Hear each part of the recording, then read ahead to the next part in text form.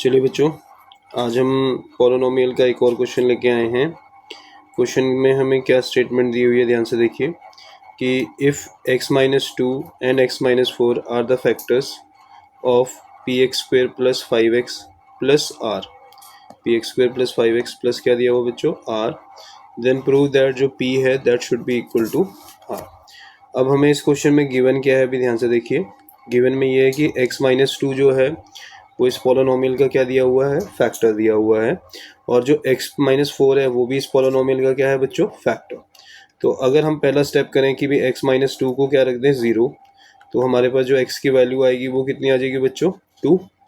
तो जहाँ पे भी हमारे पास पॉलिनोमियल है, लेट द पॉलिनोमियल हम मान लेते हैं p of x is equal to क्या दिया हुआ है, px² plus 5x plus r। तो जहाँ पे भी पॉलिनोमियल में आपको x नज़र आ रहा है उस x को हम रिप्लेस कर देंगे 2 से। तो रिप्लेसिंग x बाय 2, तो यहाँ पे हमारे पास आंसर बन जाएगा 4p प्लस 10 प्लस r। तो अब हमें पता है जो x-2 है वो इसका फैक्टर है, तो फैक्टर है तो अगर हम x की वैल्यू 2 रख रहे हैं so the remainder is equal to कितना होता है, 0। तो हमारी इक्वेशन बनेगी 4p plus 10 plus r is equal to 0, और इसे हम इक्वेशन नंबर 1 देके छोड़ देंगे और इसको हमने किस में डाल देना है, बॉक्स में। अब सिमिलरली यहाँ पे जो दूसरा फैक्टर है वो बच्चों है x-1/2। तो अगर x-1/2 इसका फैक्टर है तो x-1/2 को 0 रखेंगे, तो जो x है वो कितना आ जाएगा, 1/2। तो जहाँ पे भी आपको पॉलिनोमियल में x नज़र आ रहा है, रिप्लेस दैट x बाय 1/2। तो अगर मैं उस x को 1/2 से रिप्लेस करता हूँ तो मेरे पास जो आंसर बनेगा वो क्या बनेगा, अभी ध्यान से देखिए, ये r है लास्ट में, ध्यान रखना इस चीज़ में।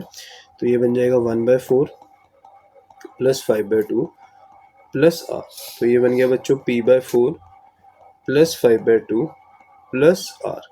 नाउ टेक एलसीएम, तो एलसीएम लेने पे एलसीएम में आ जाएगा 4, तो ये बन गया p प्लस 10 प्लस 4r।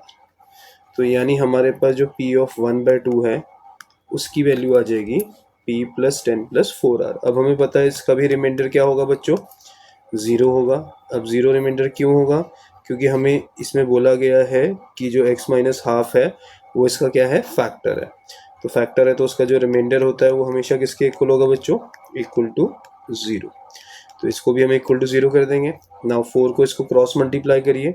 अगर हम 4 को इससे क्रॉस मल्टीप्लाई करते हैं तो आंसर बन गया p plus 10 plus 4r equal to क्या बन गया, 0। एंड इसे हम इक्वेशन नंबर क्या देके छोड़ देंगे, now this is your equation number 2। तो हमने पहला स्टेप क्या करा, x-2 जो है वो इस पॉलिनोमियल का फैक्टर है। फैक्टर मतलब क्या होता है कि जब हम x की वैल्यू 2 रखेंगे तो उस पर रिमाइंडर क्या आना चाहिए, 0। तो जस्ट रिप्लेस x/2 करा हमने, तो रिप्लेस x को 2 करने से हमारे पास ये इक्वेशन बन गई, that is 4p plus 10 plus r। फिर हम उस इक्वेशन को इक्वल टू क्या रख देंगे, 0। तो जब 0 रखेंगे तो जो हमारे पास इक्वेशन आएगी, रिप्रेजेंट दैट इक्वेशन बाय 1। ठीक है। अब सेम सेकेंड केस क्या दिया हुआ है, जो x-½ है वो इस पॉलिनोमियल का क्या दिया हुआ है, फैक्टर दिया हुआ है। तो x-½ को अगर 0 रखेंगे तो जो x की वैल्यू है वो हमारे पास क्वेश्चन में आ जाएगी 1/2। तो अगर x की वैल्यू 1/2 आएगी तो हम जहाँ पे भी x नज़र आ रहा है उधर भी 1/2 रिप्लेस कर देंगे। तो p इंटू 1/2 का स्क्वायर 4 हो जाएगा, 1/4 प्लस 5 इंटू क्या आ जाएगा, 1/2 प्लस r। तो इसका एलसीएम लेंगे तो एलसीएम कितना आ जाएगा बच्चों, 4 एलसीएम लेने के बाद ये बन गया p, ये बन गया 10 और ये बन गया 4r। अब इस वाली चीज़ में भी हमारा जो रिमाइंडर है वो आ जाएगा बच्चों 0। रिमाइंडर 0 क्यों आ रहा है बच्चों, क्योंकि क्वेश्चन में बोला हुआ है both are the factors of this polynomial. तो इसको भी हम इक्वल टू क्या रख देंगे बच्चों, 0। तो जब इसको 0 के इक्वल रखेंगे तो p plus 10 plus 4r upon 4 equal to 0 बन गया।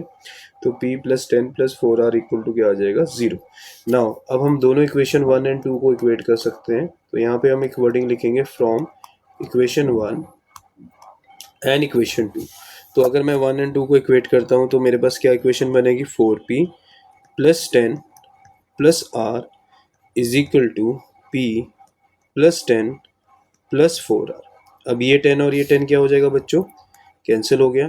तो हमारे पास 4p plus r is equal to रह गया p प्लस 4r। अब हम 4p माइनस p एक तरफ ले लेंगे और 4r माइनस r एक तरफ ले लेंगे। सो जो 3p जो है वो इक्वल टू क्या बन गया 3r। तो 3 और 3 जो है दोनों तरफ क्या हो जाएगा कैंसिल। तो हमारे पास जो आंसर आ जाएगा that is equal to p equal to r, जो कि हमने इस क्वेश्चन में क्या करना था बच्चों, प्रूफ करना था। तो ये इस क्वेश्चन को हम very higher order thinking skill question की कैटेगरी में लेंगे, क्योंकि इस क्वेश्चन में आपको दिया क्या हुआ है कि जी x minus two and x minus half both are the factors of the polynomial P X square plus 5x plus R. Now what we need to prove कि भाई आपको शो करना है जो p है वो इक्वल टू r है। तो सबसे पहले हमने x माइनस टू एक फैक्टर दिया हुआ था, इसको हमने ज़ीरो रख दिया। तो x की वैल्यू हमने यहाँ से क्या निकाल ली बच्चों, इक्वल टू 2।